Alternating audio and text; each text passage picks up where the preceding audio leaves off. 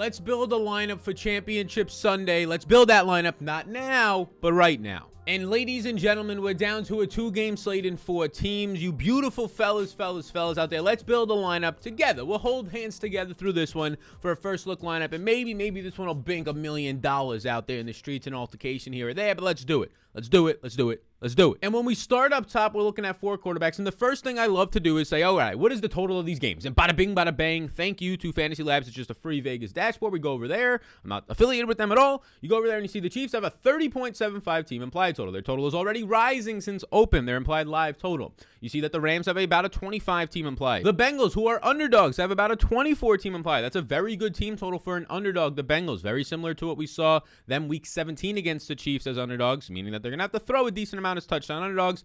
And the 49ers running it up the rear with a 22 team implied total, which is not the worst, but they probably shouldn't be if they're this far in the postseason. So we jump back on over in the streets over here, and we see, okay, Mahomes is 7,400, Burrow's 66, Stafford is 63, and Jimmy G is 54. So I don't even want to get cute. I see Jimmy G is very cheap. You could probably then fit in Debo and Kupp, and we'll see who's expensive. I assume Kelsey is expensive. You could probably fit all the studs. So that's a lineup that I'll at least play around with later in the week. But for this first look, I'm going to focus on the Mahomes and Joe Burrow, the game that currently comes in with a 53.5 team implied total compared to a 46.5, a 7-point difference. I want to get to Mahomes, and maybe we can afford him as the slate goes on. We'll see. Usually Draftkings does, we talked about this in the past, Draftkings does easy to build lineups, right? They did it last week. It's very easy to put your lineups together because they know a lot of people are playing during the playoffs. Their regular season-long fantasies are done. Maybe you are coming in, you're meeting me. How you doing? Hit the subscribe if you are. And with new people coming in, they want to make it very easy for them to play players and the players that they know. They want them to be able to play Tyreek and Steph Diggs like they did last week with cheap prices. So maybe we'll get that again, but I'm very inclined to go to Joey Burrow here at 66. I see Burrow, I see Stafford at similar price tags. Stafford has a slightly better team total, but as a decent sized favorite. As a 3 to 4 point favorite, Burrow's playing from behind, meaning that they're going to be indicated as a touchdown underdog to throw a little bit more. It might be a Joey Burrow 40+ pass attempt game for a guy who continues to complete 70+% of his passes. So we get a nice price tag on Joe Burrow, and we have $5,400 to spend or so. Let's just get defense out of the way just so we know what we can spend. I'm fine to play any defense. I don't care if I'm playing the Chiefs against Joe Burrow. I don't care if I'm playing the Bengals defense with him. At this point right now, I see the 49ers are 2,800. We just saw, I think a lot of people are going to jump to them after they just held down the Packers.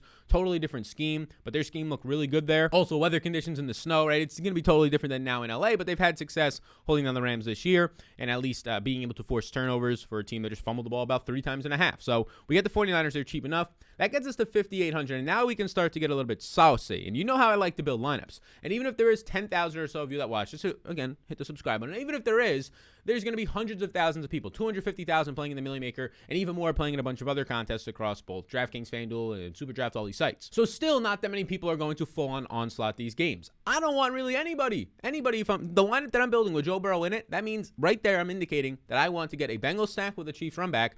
You have to play at least one player from the other game, and we just got the 49ers in there, so maybe that's all we go to. I don't really want much from that game, I'll be honest with you. So with that being the case, how do we start to onslaught this? So you have 4 running backs here, and maybe because Cam Akers was fumbling a bunch, maybe that can bring Sony Michel back into play.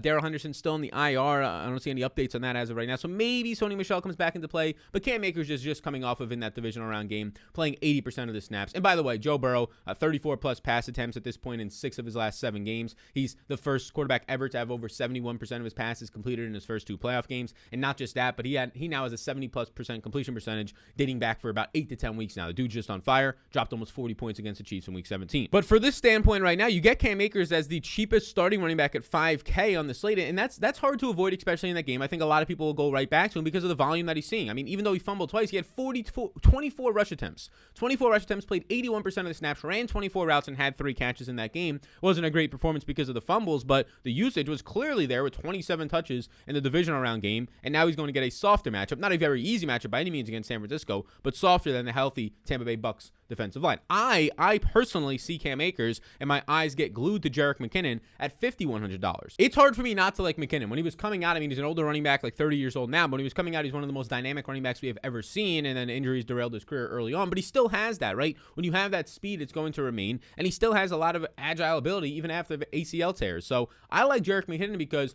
Darrell Williams did not play the first playoff game, or he was limited in the first playoff game, did not play in the second one, and McKinnon ran firmly ahead of Clyde Edwards-Helaire in that second playoff game. They played him in a divisional round game against against the Bills in a very close game. He was out there in all the crucial moments, 70% of the snaps. And why? Because he's just way more dynamic, especially after the catch, than Clyde Edwards-Helaire right now, and probably healthier. He only saw 10 rushing attempts, but the Chiefs don't run the ball that much anyways. I mean, you had Patrick Mahomes, the leading rusher there with like 70 rushing yards, right? But he ran 38 routes. He was basically the number 3 wide receiver in routes run behind Kelsey and behind, or slightly behind Pringle for number 4. Like tied as a number 3 receiver out of the backfield, of course. Ran some out of the slot, some out wide, but he ran 38 routes in that game, and he had 7 targets. He had over 10 fantasy points in the receiving game alone. That's not even factoring in a rushing touchdown or a receiving touchdown. And the big thing for McKinnon is he has the beautiful total of over 30 points. He has the touchdown favorite in him as well, and he also has the benefit of, in Patrick Mahomes' offenses, listen up, y'all, because this is live. In Patrick Mahomes' offenses, running backs have averaged 1.3 touchdowns per game,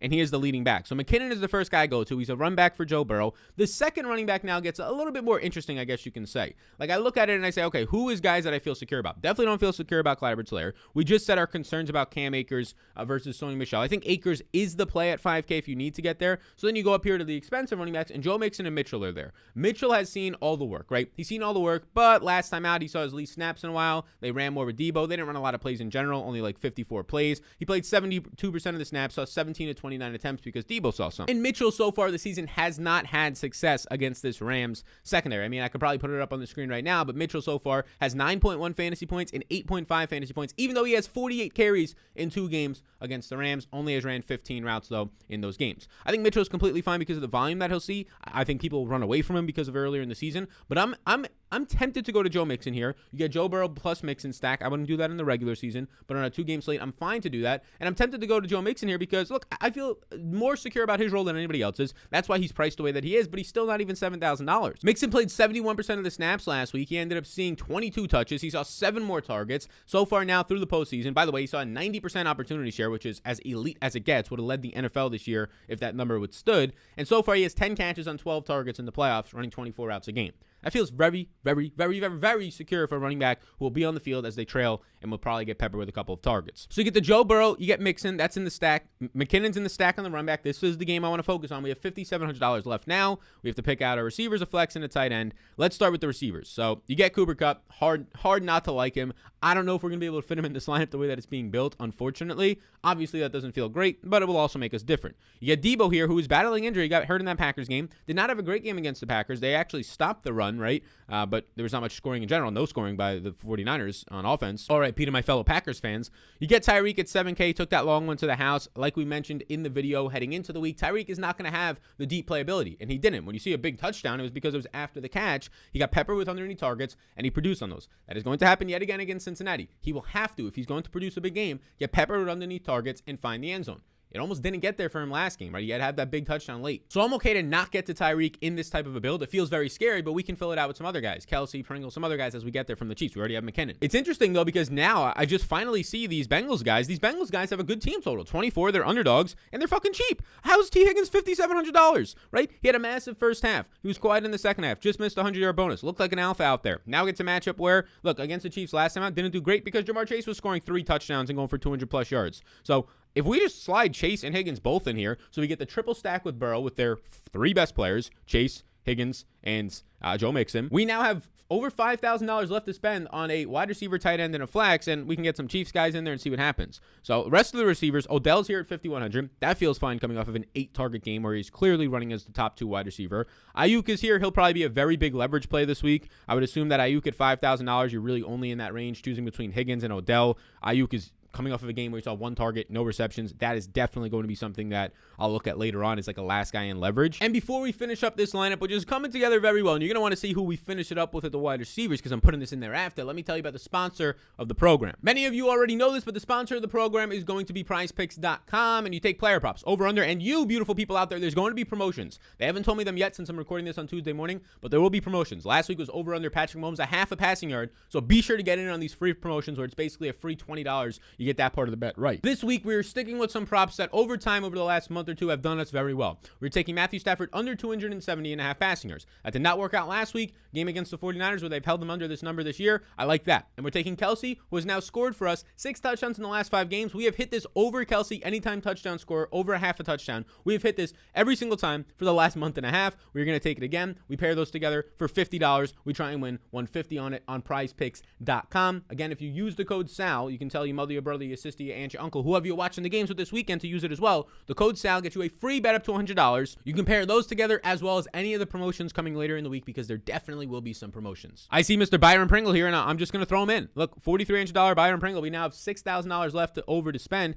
How do I not like Byron Pringle this week at the same price point that he's basically been for the first 2 weeks of the playoffs, even though he keeps producing, right? First week of the playoffs, he has 2 touchdowns against the Steelers, who he now has 4 touchdowns on the season against. Last week of the playoffs, he ended up seeing the targets. He just missed the over 35.5 that I liked last week, and I'll probably like it again this week, but he found the end zone, and he made it at least worthwhile. 5 catches, 29 yards on 7 targets, and if he did not drop a first down catch on somewhat of a diving pass, which would have been about 7 yards, he would have hit that over first as well. He played 76% of the snaps and ran a massive 43 routes. So now we have 6K left. We have 2 Chiefs on the run backs. We get a tight end and a flex spot. Let's go to tight end here. So tight end, you get Travis Kelce. He's only 6,500. Come on.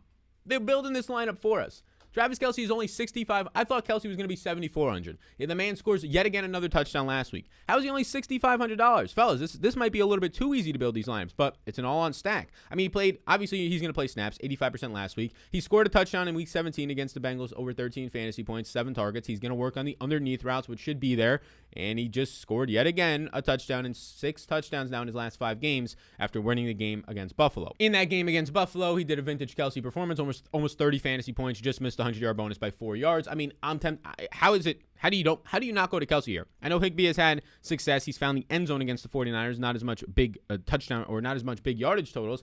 Uzoma's having a career year. Like, if you went to Uzoma, could you fit in a Cooper Kupp? Let's see. If you went to Uzoma, wait, can we fit a Cooper Kupp now? No fucking way. Oh my God, we just missed. So we just missed by $200 if you go to Uzoma there, who is seeing targets. He's having a career year. There's nothing to be said about that. He's getting a lot of checkdowns. He's not getting downfield usage, but those checkdowns are piling up for 10 to 15-point fantasy performances. He's getting red zone looks. We just missed being able to fit Cooper Kupp into this lineup, who obviously not having him in any lineup on a 2-game slate is terrifying, as it has been every single week this year. It has probably not worked out for you. I don't think there's any way we can get around that, though, unless we go to, I mean, you can go to the Bengals defense, right? That's like the only way. You can go to the Bengals defense, which will make you different because now you have 5 Bengals, and just right there, you go to Cooper Kupp, and bada bing, bada bing. So that's one way to do it, right? If you want Cooper Kupp in your lineup, he's in your flex because he plays in the late game. You put the Bengals defense in there. You get 5 guys from the Bengals. You get 2 guys from the Chiefs and Byron Pringle and McKinnon, which doesn't feel awful. The other way that you could play this is you can play this by saying, you know what, I don't want CJ Uzoma. You can either keep the Bengals or you can go back to the 49ers. You can say, I want Travis Kelce instead, and then you end up getting $5,500 left over. With $5,500, you can play Odell, you can play Cam Akers, you can play